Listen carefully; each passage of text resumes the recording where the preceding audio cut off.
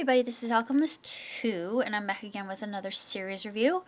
This was a recovery of a lost Doctor Who tape, and they had done an animation to it, and I had never seen, well, I have seen Doctor Who animations before, and I really enjoy them immensely.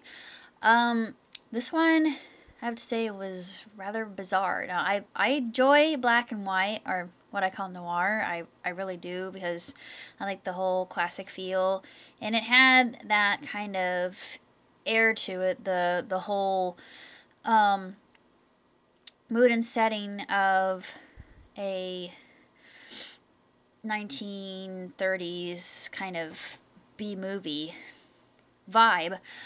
But it was when we see the first Doctor make his transition to become the second Doctor, to be reborn.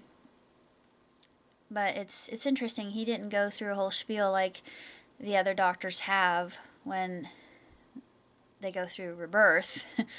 And it's always emotional, but it's when Ben and Polly wake him up, it said, oh, it's the Doctor, but it doesn't even act like him, and he's not himself. He's not acting like himself. It's like he doesn't know who he is. He's acting more like an investigator when they go to planet Vulcan.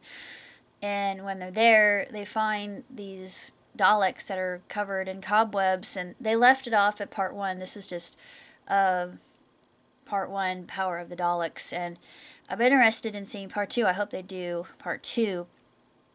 But it wasn't bad for an animated episode. It was a little slow in parts, and I got a little bit bored. That's my only nag with the older black and whites. I did, however, enjoy Tom Baker. I love Tom Baker. Tom Baker's just, he's such a consummate actor, and he tells so much. He emotes so clearly through his eyes, and his eyes are beautiful. I have to say that. I mean, there's something about Baker's eyes that are very drawing. And of course, they did a parody of that with Rowan Atkinson, which was hilarious. On the same note, in Milo Murphy's Law, they do a spoof of Doctor Who called Doctor Zone, and they talk about the reincarnations or the reiterations of said Doctor, and one of his hands is in a cast, and it's in a present, and at one point in time in the episode, he says, the present is preventing me from entering the past. And I laughed so hard. I thought, oh dear Lord. I mean, it's so clever. And of course, the theme song, there's no theme song for Doctor Who, although a lot of people, I like the one that other people have done, the wibbly wobbly timey wimey. I adore that. It's just so neat. I'm not sure who wrote the lyrics for that original version of the theme song, but whoever did, I want to grab them and kiss them as hard as I can. Well, not too hard, but just like, oh, you're a genius. Anyway, I don't care if you're a girl, I'm gonna kiss you. It'll be platonic. But as far as this episode was concerned, yeah, I enjoyed it, but like I said, it was a little laggy in some spots, and the Doctor acting kind of wonky was bizarre. I mean, it's understandable. We've seen 12 act that way and trying to find himself and become familiarized with who he really is, and he's dealing with the gravity of that, which is why I like the show. It's all about exploration of self and becoming one's better version.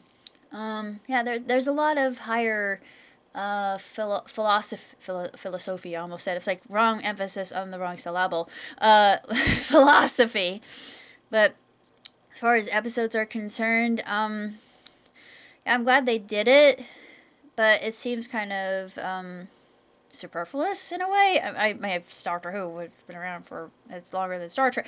What am I saying that for? But anyway, it just still, it's good, and I'm intrigued to see where it'll go from there. I like the second Doctor, but he's just really bizarre in this episode. But that's basically all I had to say, and I shall see you next time.